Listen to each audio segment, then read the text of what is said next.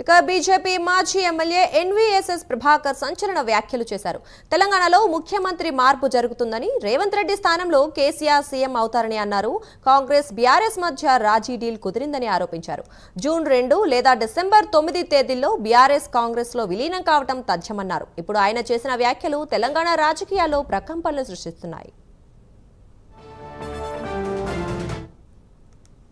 నిన్న హరీష్ రావు గారు press conference పెట్టి ప్రకటించారు, కేసీఆర్ నాయకత్వంలోనే నేను పనిచేస్తాను,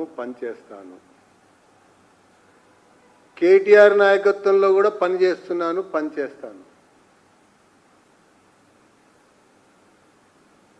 ఎందుకు ఆ రకంగా హరీష్ రావు చెప్పాల్సి వచ్చింది అన్నదే ప్రధానమైనటువంటి విషయం. ఒకవైపున డీల్ కుదిరింది, రాజీ జరిగింది, సోనియా అమ్మ మాట నిలబెట్టుకుంది. ఇక మిగిలింది విలీనమే తరువాయి అయిపోయింది. ఇప్పుడు కాంగ్రెస్ పాలన మొదలై 15 నెలలు దాటింది.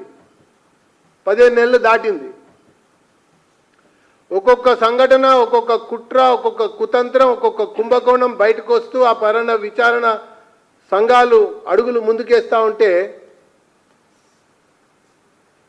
అక్కడి నుంచి ఏం చేయాలి అన్నటువంటి ఒక వ్యవహారంలో భాగంగానే డీల్ కుదిరింది, రాజీ జరిగింది.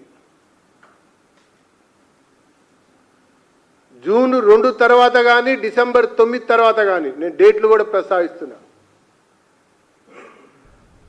ఖచ్చితంగా విలీనం తథ్యం, ఖచ్చితంగా ముఖ్యమంత్రి మారటం తథ్యం.